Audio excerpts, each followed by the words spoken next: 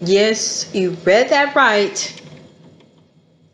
20 years, 20 years of manifesting, of affirming, of writing out the specific things I wanted in my mate, and marrying or being with the wrong person time after time after time, even long-term relationships and a child. Finally, finally, I got it right. And I'm going to tell you everything you need to do I'm going to tell you what I did. How about that? Because even as a counselor, even as a hypnotherapist, even as a person who understands and knows this and been doing it for 20 years, I have been studying the law of attraction, applying all the principles for years, and could not make a breakthrough. And so I'm going to show you what I did that finally made that breakthrough for me. Just stay with me. So, okay, first of all, if you grew up in a household where there was constant drama of some kind, whether there was an alcoholic or a rageaholic, some kind of a person with an addiction, or maybe even an elderly person that was constantly chaotic. Sometimes that affects not sometimes. In my working with clients for years, I have found that affects a person's ability to be able to manifest.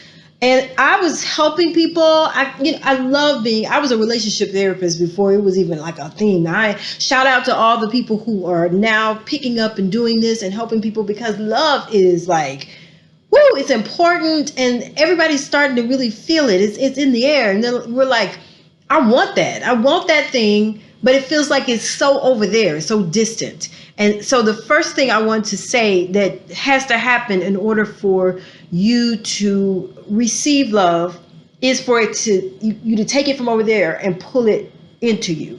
Bring it to yourself by doing meditations, by doing specific meditations around being with your specific person right now. Some of those are those are all so super helpful. If you'll stay with me, I'll do one at the end of this so that you can start doing that right away. Because that's the thing. That's the ticket. If you can just keep yourself in that energy, if you can just live as if it is happening right now and feel it. Everybody, people have different opinions on whether you have to feel it or not. That really does make the difference, because the thought is the vehicle. It is the car. But the energy, the thing that makes it have movement is your actual emotion about it. And so even though it's right that you don't have to have both. Some people will tell you need to have the thought, you keep affirming, just keep changing your mind. That's great. Some people will tell you need to feel whatever it is as if it was actually in you. You need both. And they're not hard to create. It's just a matter of creating a scene and following it day in and day out. I did this 10, 12, sometimes, like all day, every day, where I would replay the scene of me being with my SP, even when I did not feel like it, even when we were having a moment. I still do it to this day because I want to make sure that it's solidified for me, because this was new for me, just actually practicing it. Years ago, I used to do this thing that people say, like put a plate at the table. It's kind of creating a sense of expectancy for that other person. So you put a plate at the table when you're fixing food, or you get a special chair for that person, or move your closet around so that you leave room for that person. All those things are techniques to get you to feel as if that person is already there. And it works like magic, because I have been affirming. When I finally added that piece along with one other really key thing, it changed everything. It was a game changer. And for those of us who have been on this journey for a long time, you are sick of manifesting, just sick sick of this shit.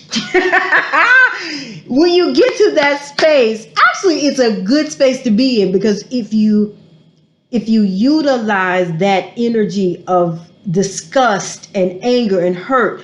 I can remember driving down the road on a Friday night and feeling pissed off because I was manifesting, putting all this energy. I was like, what the hell is he doing? I'm just doing all this damn work. Why is this taking so long? And why is it so much work? And again, all those kind of thoughts are the ones that are keeping you from the manifestation. Because when you're thinking that, you're actually putting a lot of emotion and energy into not having it. So you're still attached to not having it. So I would turn that around quick, fast, and in a hurry. And I would say, he is here. And I would cuss. I would say, oh, God damn it. He is here. I can feel him right now. Oh gosh, I'm getting into the energy right now. It's not his choice. It's mine. I'm deciding. He is me pushed out, and everybody in my universe does what I say do. So right now, this man is mine. I love him. He loves me. He gives me calls. He calls me all day, every day. I would just get on a rant and just go. And he's taking me to lunch all the time. He makes sure that I know that he's listening to me. He is telling me all his deepest thoughts and feelings and his dreams. He is a regular part of my life. He loves my son. We love each other. We go to the park together. We spend time holding hands. All these things, I would just let it go. Just keep going until I got myself into that space of knowing that I know that it's done. And then when I felt peace about it, when I really felt I had it, because I promise you that energy right there will take you right up out of that crying, sad, mode where you're just like, oh. And you know what? There's nothing wrong if there's some times when you just have to feel, you just need that sometimes. You go into that space if you need to be there.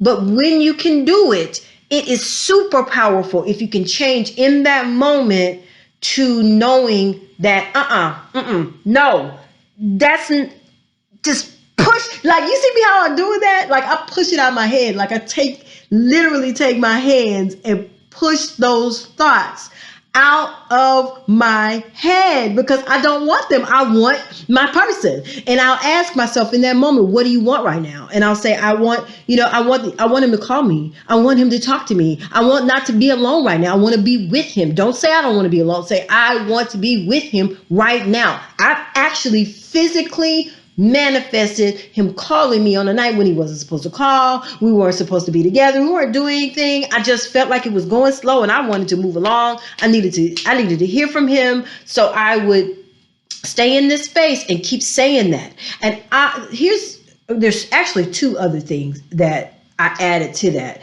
So one of the things that I don't think people are comfortable talking about, but because I've talked about sexuality and taught about sexuality, I don't care. I don't care what people think about what I say or do, or if they do it or whatever.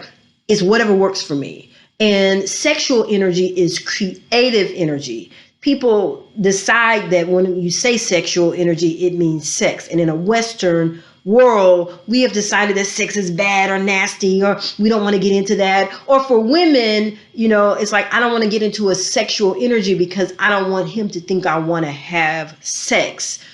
But you can use your sexual energy to increase desire between you and that person. So here's how you would do that. So in the midst of whatever I was feeling on that night, I also add in, I am sexy. I am hot. I am radiant. Sure. Yes, sir. He wants me. Yes, ma'am. He wants to get all of this mind, body, and soul. And felt it like, y'all, I'm telling you, that energy right there is powerful. And don't be afraid. Don't be scared. Don't be scared to use it. I mean, especially if you're a person who likes to self-stimulate, use those times, use those juices. You know what I'm talking about? When you go and you have the pleasure and you get to the explosion point,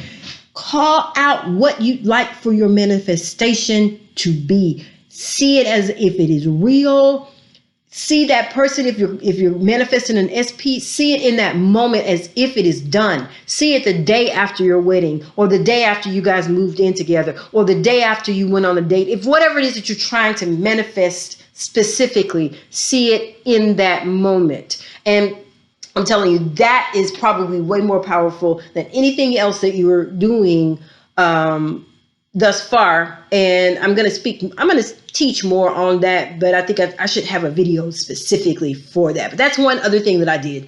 And then the other thing that I did was for those of you who grew up like me, where there was trauma and a bunch of drama in your life and in your experience, you got to create not just a new self-concept, because you do need to love yourself. You need to be radiant and feel good about yourself and have all this love and light and beauty. But you also need to recreate your relationship self. And here's what I mean by that. So everybody has a thought of something that they think of when they think of relationships. Maybe, a lot of people, I hear them saying it's a lot of work. That's one I thwart. I don't believe that. I believe that relationships that are healthy and thriving actually give you energy. They actually help you to work out your conflicts. They actually create synergy and life and ease. They actually help you to be more peaceful and to be more self-fulfilled. So you have to create a relationship concept. You have to tell yourself, my relationship is one where the communication is strong. My relationship is one where I hold hands and get a lot of intimacy, because I love touching and love being with my significant other hand in hand at the mall, or hand in hand at the football game, or hand in hand at the children's events. I love to share my innermost thoughts with him, laying in the bed, touching feet, and just communing and being one in the bed or out of the bed or in the kitchen cooking. I'm cutting up stuff and he walks up behind me and he puts his arm around me, or he moves my hair and kisses me on my neck. Ooh, I could feel that. That felt good. Did y'all feel that? Like, wow, okay, I'm in that. Like, y'all there too? So allow yourself to create this new relationship concept. And I'm telling you, that is big, because if you grew up with parents that divorced, or some kind of nonsense in your life, then you have all of that. You're dragging all of that with you. So it's important now that you create a new sense of self around relationships and what you want in a relationship. If you have a hard time doing this, write down what you think a relationship is. That's going to be the easiest way. One of the ways I get my clients to do this, I'm going to draw it on a piece of paper real quick for y'all. I should have had this ready, but I didn't think about I was going to be doing this. So you get a big piece of paper, like a 8.5 by 11, which no one has paper anymore. Who keeps paper by their desk? But anyway, you take the paper and you write the word relationship in the middle of the page, like this. Can y'all see that? You write relationship. And then around it, you write everything you think that a relationship is. If you think it's hard work, you write hard work. If you think it's synergy, write that. I can't spell synergy, whatever you spell that. And then if you think it's good communication, write that. Write down everything you think that a relationship is. Right? See how I did that? It's kind of cool to do it that way, because it's a brainstorming process, and then your brain doesn't feel like you have to be all organized. You can just spit it out. And then you can take each one of those things. And for the things that don't work for you, like if you don't want to have a relationship where there's hard work, who wants that? Like, ugh. Then I create a relationship where there is ease and flow, and we just naturally work together, and things always work for us. Things always work out for us. We always get the best opportunities. We actually thrive and grow and multiply our finances, our family life. We love being together. Our families love one another. We Gosh, I'm getting off on that one. The work and the work. I don't want to say the work. I want to say the concept of being together is all what you make it. And if you make it wonderful and amazing, then that's exactly what it's going to be. And it's going to be a lot easier for you to draw it to yourself when you're clear on what it is that you do want. See, because those little things that you have created a relationship to be that you don't want, those are actual blocks to your manifestation. Let me repeat that. So the things that you don't like about relationships, the things that you think, make it hard, whatever those things are, write them down on your piece of paper, write them on your paper, because those are your blocks. Change them. Everyone is you pushed out, including this relationship concept. When two people come together, they make one new unit. And that one new unit is the relationship. And so if you can get yourself to see that relationship as one person, put all of the things that you want that relationship, that person to be, and be that. Then you'll be walking towards your goal. You will be in alignment. Abraham Hicks talks about this a lot. You will be in alignment naturally and actually allowing yourself to receive automatically. I don't care whether you do a law of assumption or a law of attraction. This is true for every one of you. If you decide what the relationship is going to be and you get a contract with yourself on something that you feel good about, something that you know you can live with, write down every single solitary thing. If you want that person to come home and give you a bath every night, if you want that person to be the one that does all the household chores, if you want that person to be someone who never gripes, if you want that person to be someone who speaks for you, who talks, so you don't have to talk all the time. If you want that person to be someone that the two of you talk all the time and that you block other people out, write that. If you want that relationship to be one where you go and visit with your family and you have great family times, but that you don't share any of your issues or any of your thoughts or anything that goes on in your relationship, it stays in the relationship. If you want that, create that. Decide that. If you want to have no issues, create that too. I think I'm creating that right now. No issues, just synergy and thriving and getting along and learning each other and growing and actually developing a sense of betterness because of learning and growing to know one another. So get yourself a relationship concept that you can stand behind. That's going to make a huge difference. So I talked about a couple of things. One, really believing that true love is possible. That one was really hard for me. And it sounds so simple, but it was really hard. Believing, really telling yourself over and over, I deserve true love. It exists. There is a person divinely designed for me. And I know what that person is like, and make a concept for that person as well.